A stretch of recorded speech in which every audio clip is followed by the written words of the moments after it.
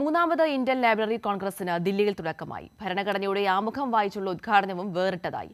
ഗ്രന്ഥശാലകൾ സ്ഥാപിച്ച് ജനാധിപത്യ പുരോഗമന മതേതര ആശയങ്ങളുടെ കേന്ദ്രമായി ഉയർത്തണമെന്ന് വി ശിവദാസൻ എം.പി. പറഞ്ഞു.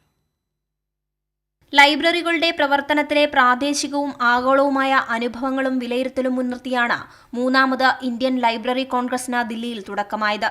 പ്രതിനിധികൾ ഭരണഘടനയുടെ ആമുഖം വായിച്ചുകൊണ്ടാണ് കോൺഗ്രസ് ഉദ്ഘാടനം ചെയ്തത്. ദില്ലി ജവഹർ ഭവനിൽ നടക്കുന്ന കോൺഗ്രസിൽ വിവിധ സംസ്ഥാനങ്ങളിൽ നിന്ന് രാഷ്ട്രീയ, സാമൂഹിക, ശാസ്ത്രീയ, സാങ്കേതിക രംഗത്തെ പ്രമുഖർ, അധ്യാപകർ, വിദ്യാർത്ഥികൾ, ഗവേഷകർ എന്നിവരാണ് പങ്കെടുക്കുന്നത്. ഡോക്ടർ വി ശിവദാസൻ എം.പി., സാമ്പത്തിക വിദഗ്ധൻ സി.പി. ചന്ദ്രശേഖർ, കണ്ണൂർ യൂണിവേഴ്സിറ്റി മുൻ വൈസ് ചാൻസലർ ഗോപിനാഥ് രവീന്ദ്രൻ തുടങ്ങിയവരും കോൺഗ്രസിൽ പങ്കെടുത്തു.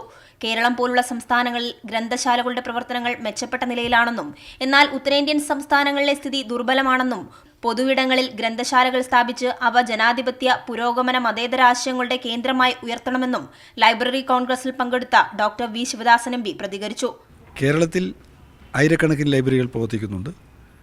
എന്നാൽ ആ ഒരു ചിത്രമല്ല ഇന്ത്യയുടെ മറ്റ് സംസ്ഥാനങ്ങളിലുള്ളത്. പൊതു ഇടങ്ങൾ സ്ഥാപിക്കുന്നതിനും പൊതു ഇടങ്ങളെ ലൈബ്രറികളും കളിസ്ഥലങ്ങളും ജനാധിപത്യ പുരോഗമന മതനിരപേക്ഷ ആശയങ്ങളുടെ കേന്ദ്രവുമായി രൂപപ്പെടുത്തുക എന്ന ലക്ഷ്യത്തോടു കൂടിയാണ് ഇന്ത്യൻ ലൈബ്രറി കോൺഗ്രസ് അതിൻ്റെ പ്രവർത്തനങ്ങൾ സംഘടിപ്പിക്കുന്നത്.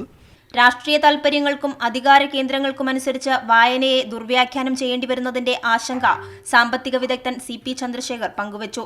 For two reasons. One, of course, because of the challenge which is coming, because people in positions of power are trying to invert reason, to actually say that rationality shouldn't operate, are willing to go to scientific forums and speak of issues or subjects in ways in which you challenge science itself. 2 ദിവസം നീണ്ടുനിൽക്കുന്ന library കോൺഗ്രസിന് ഇന്ന് സമാപനമാകും. Kairali news, Delhi.